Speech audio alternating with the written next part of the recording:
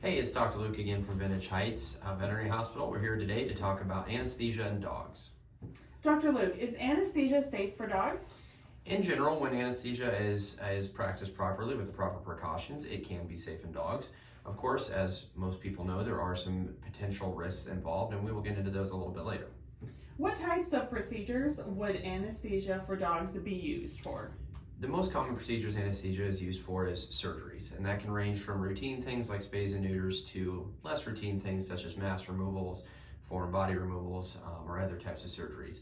Anesthesia may also be used for dogs that are particularly difficult for things such as grooming or other, less invasive procedures if needed.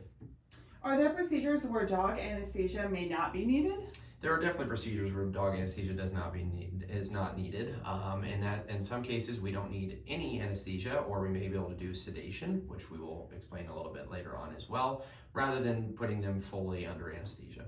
What types of anesthesia are available for dogs? The main types of anesthesia that you will come across are going to be injectable, which sometimes we use to kind of start off the procedure.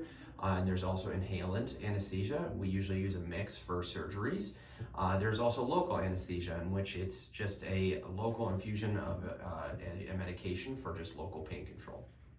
Are there certain dogs that should not undergo anesthesia? There are absolutely certain dogs that should not undergo anesthesia, and that is something that we can discuss at the time of exams or prior to the day of anesthesia and surgery.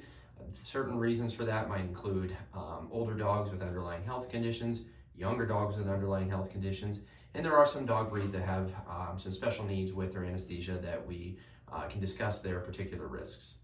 What are some possible complications of anesthesia that my dog could experience? There's a wide range of potential complications, all of which we try to manage as best we can. Those things can include some sort of adverse reaction to a drug, which could look like many different things. We could see decreases in heart rate or blood perfusion to the tissues of the body, decreased blood pressure, cardiac arrhythmias, poor respirations. All of these things we try and manage. Another thing would be vomiting under anesthesia, which we will talk about here next, how to manage that. What can be done to reduce the risks associated with anesthesia in dogs? So to reduce those risks that we just touched on, number one is fasting. We usually want every dog fasted the night before surgery. That way there's no food in their stomach to limit their risk of throwing up. There's also a medication that we can give to try and limit the nausea. Other things we do, oftentimes we do an exam beforehand. We do blood work. We also place an intravenous catheter so that we can give fluids during surgery and potentially give any IV medications if needed. We also use a range of monitoring equipment to monitor their vitals and try and stay ahead of any potential complications. Are there any differences in dog sedation versus anesthesia?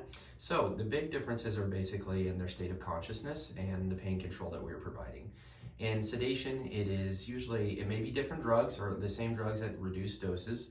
They usually are not fully unconscious, but we're still relaxing them and controlling some pain, whereas anesthesia, they are fully unconscious, unaware of the pain, and it's a different kind of range of medications or different doses to get them to that point. How do you monitor an anesthetized dog?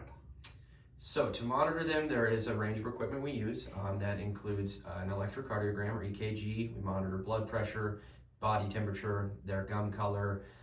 We monitor their respirations, and we always have a set of eyes on them while they're under to make sure that those things are all looking good. What does the process for dog anesthesia recovery look like? Recovery generally in hospital, it occurs over usually about an hour to a few hours where they're kind of slowly coming out of their anesthetic state. They're usually a little bit groggy. We monitor them for, again, any adverse reactions, vomiting, anything like that. And if they need a little bit of reversal to get them out of anesthesia quicker, we will do that. And then once they are at a point where they are comfortable enough to go home, they can go home with the owners. If my dog is acting weird after anesthesia, what should I do? If your dog is acting weird in any way, of course, we want to know about it. We try and cover those things before you leave. Some potential things that you might run into would be like decreased eating, decreased drinking, especially for those first 12 to 24 hours afterwards. That is somewhat expected, but if it's significant or it goes beyond that, we definitely want to know about it. How long does it take for anesthesia to wear off in dogs? Generally, it's that 12 to 24 hour time point.